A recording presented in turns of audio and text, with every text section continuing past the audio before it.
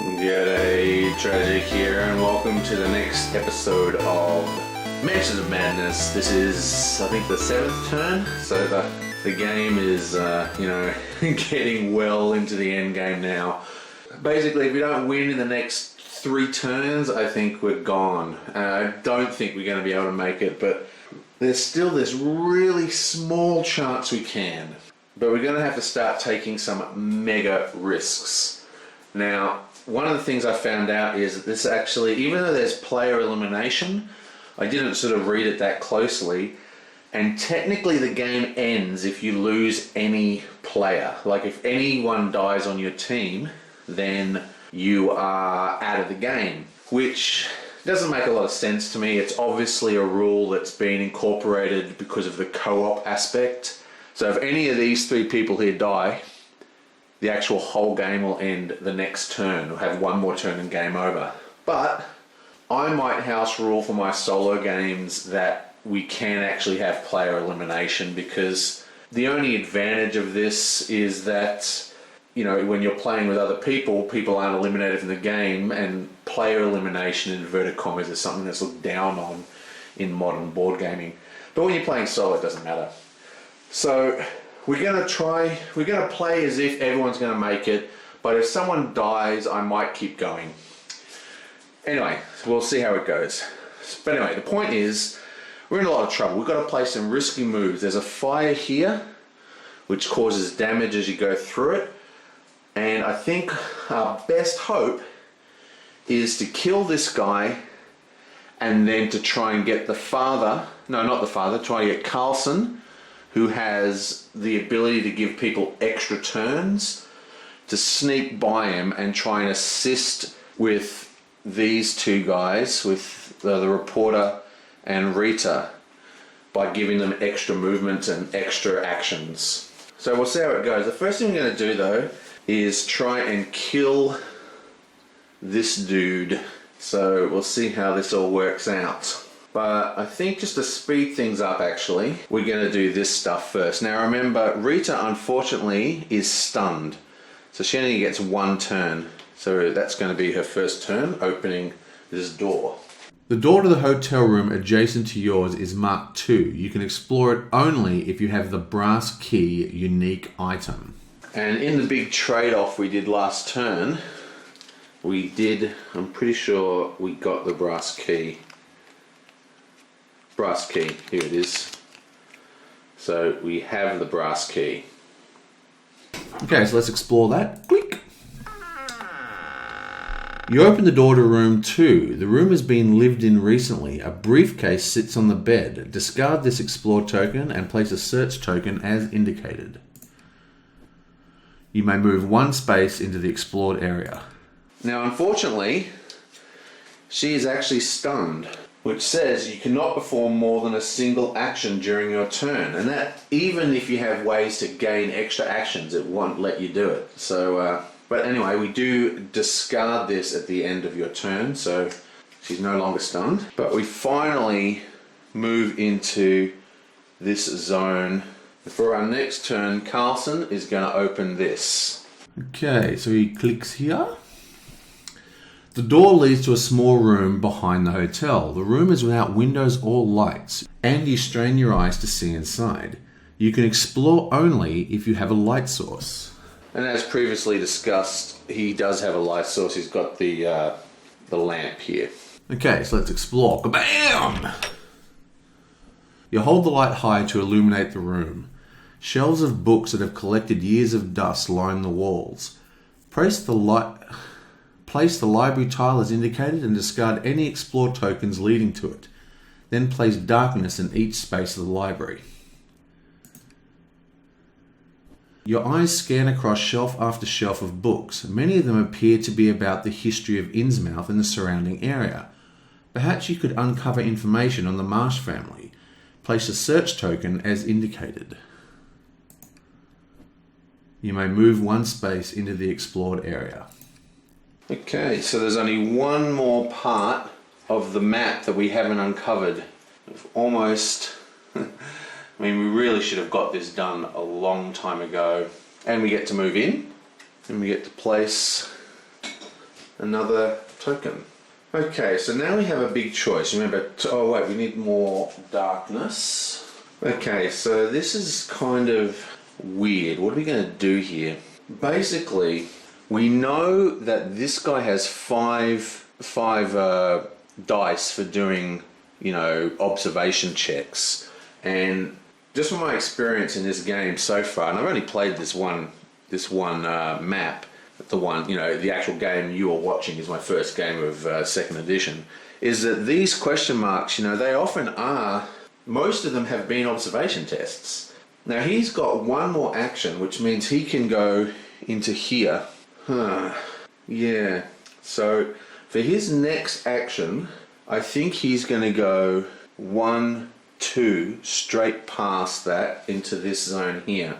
That'll allow him next turn to come down and drop, well,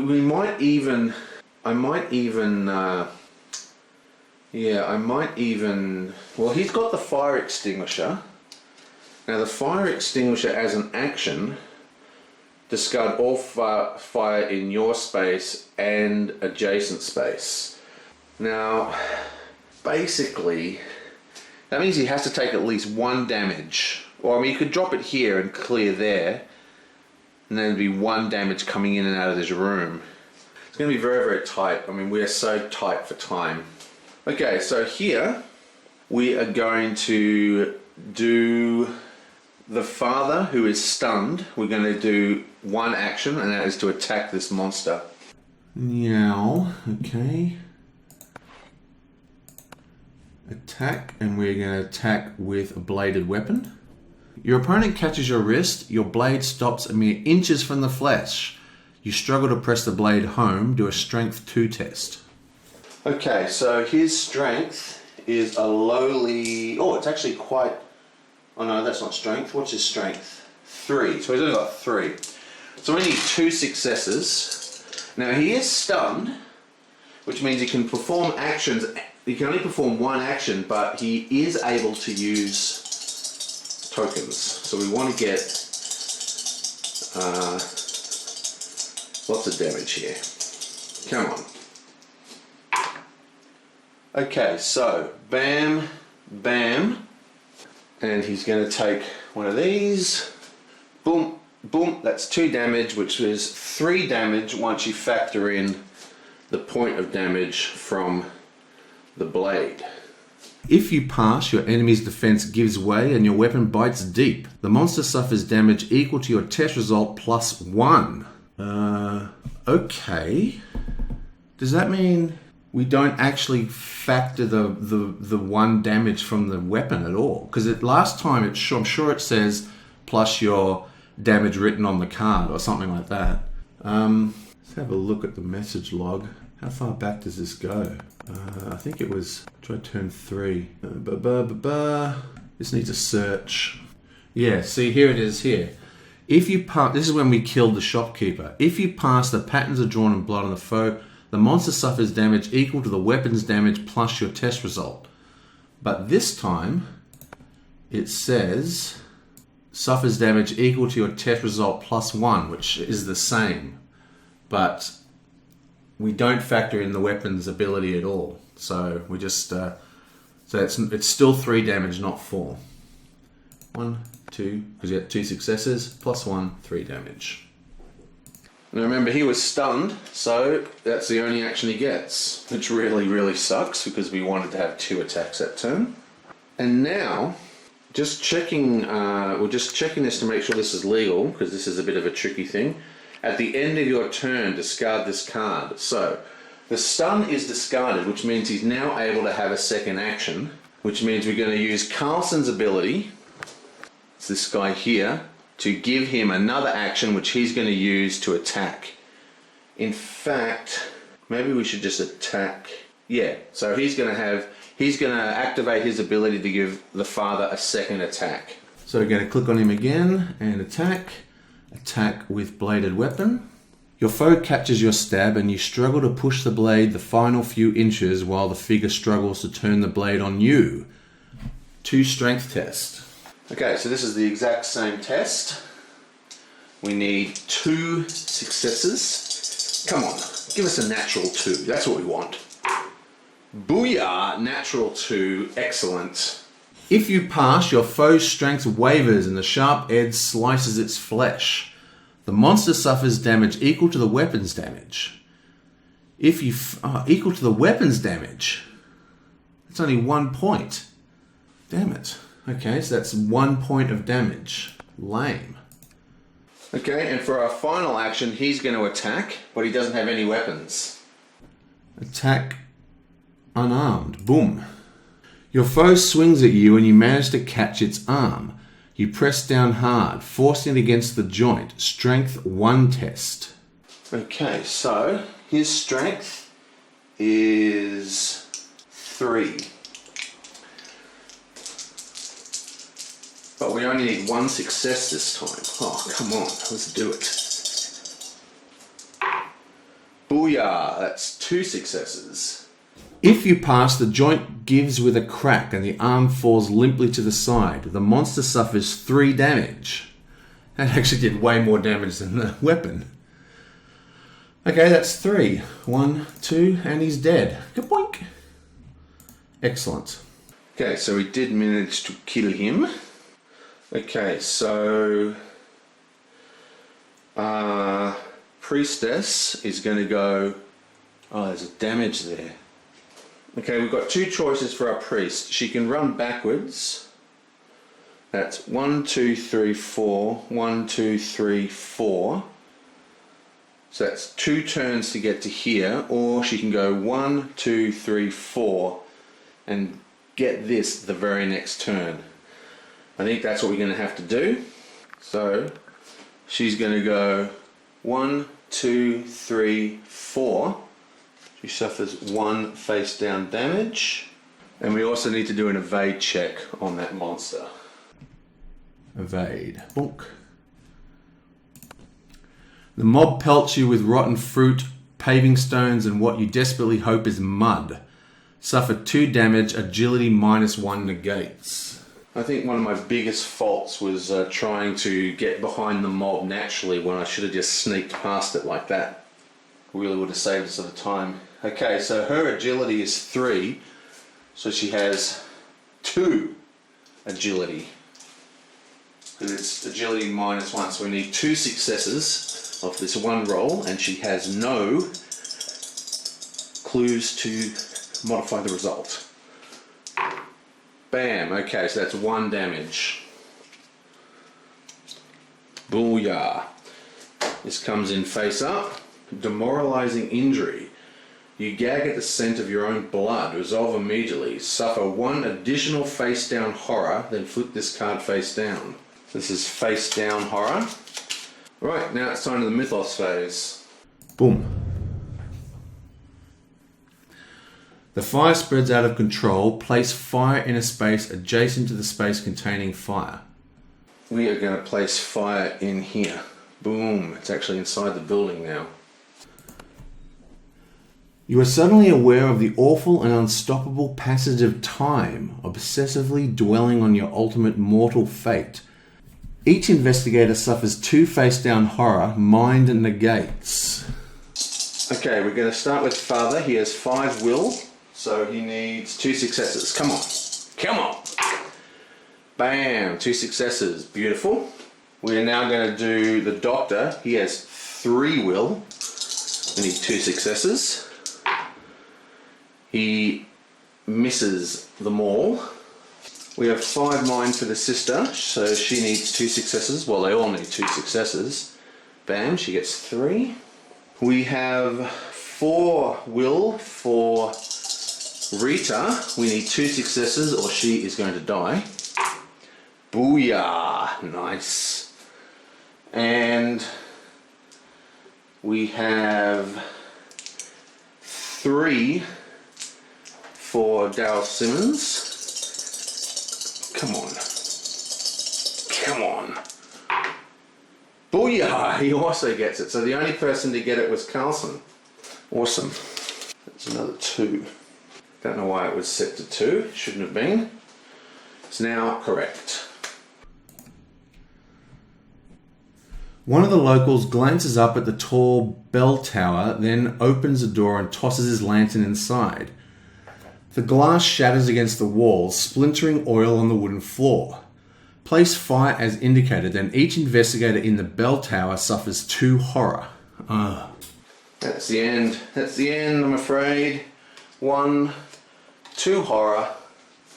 1, 2 horror. These are both face-up horrors, but it doesn't matter because that takes him to 8. I think. 1, 2, 3. 1, 2, 3, 4. Why are all my dice wrong? Someone's been screwing with me.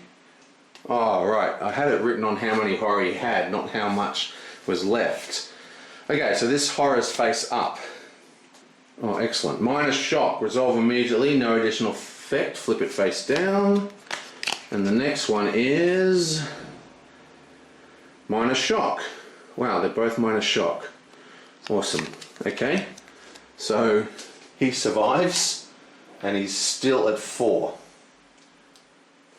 But this guy is definitely dead. He's now 1, 2, 3, 4, 5, and 6. So he gets an insanity card as well. Yabam. During editing I noticed I didn't actually give him that horror face up. Even though he went insane, you're still supposed to do the horror face up and have all the effects occur. So I still need to give him 2 horror, but I don't know what it is, so I'm just going to shuffle and give 2 random horrors off the top of the deck. Bam. Claustrophobia. Bam. Absolute terror. Great. That doesn't sound good. Claustrophobia. It's too close in here, too tight. You cannot breathe. You must get to open air. Keep face up. Whenever you end your turn within range of 2 or fewer spaces, suffer 1 face down horror. Absolute terror. You make a very small noise somewhere in the back of your throat. You find that you are weeping silently. Resolve immediately. Suffer 1 additional face down horror, then flip this card face down. Okay, so this is interesting. Basically, claustrophobia he keeps because it's face up, but everything else is discarded. So the absolute terror got discarded because it went in face down. So that's a permanent horrific effect that he has. Gives him 5 left. And they both get a horror token. I mean a 5 token in there. The Innsmouth mob moves 2 spaces towards alley corner 1. Okay, that's 1, 2. There's no one in the space. Each investigator must resolve a horror check against the monster within range. And there are no monsters within range to anybody. Well, there we go. Okay, so that's the end of that turn. Now, we did make quite a bit of progress, but we're still stalling. We were extremely hurt by having those stuns up. But on the plus side, we're actually well and truly behind the mob. So as long as the mob goes 1, 2 this direction, we might be... he actually was supposed to take an extra damage, but, you know, from this fire. But we should be free to move around. Now the problem was, my plan was for him to give him an action and then put out the fire and move out, putting out the fire as he went. But now, basically, he's going to take a horror every time he's indoors. So he has to leave, which is going to kind of screw it up because it's then an action to do the fire and then move, which means he's going to be put him in range there. It's going to be a whole new thing that we have to deal with. But we're going to have the priestess is going to start clearing this stuff up. And if there's any monsters spawn off the mob here, she'll be able to take them out with the spell, the shriveling spell. Meanwhile, we have this great big mess here. Basically, he's going to move into here taking 2 damage while he does so. And then he's going to put out 1, 2, 3, 4 of the fires. And that's going to give her the ability to look in here. And, you know, we're actually not that bad. Basically, I'm 100% convinced that this is where the boat's coming. So all we need to do, is to unlock this and ring the bell and then run for it. So one of the things that's going to slow us down is that I need to pick up this evidence as well, which we had to drop. So yeah, like I was saying, it's actually got that Arkham Horror kind of tense feeling. Like, I feel for the last 3-4 turns, I felt like we have lost the game already. But there's still this faint chance that we could pull it out. We could still pull it out. The biggest problem we have is Rita. Rita has already gone insane once, and she has this insane condition that we have to fulfill, which you guys don't know about. And she has 1 damage, one insane damage on her already. Okay, so she's only got 4 left. So if she gets another 4 damage, she's going to be gone. And that's my biggest fear at the moment, is unpreventable horror damage coming from the Mythos phase that we can't do anything about. Anyway, holding on by our fingernails, I will see you guys next time.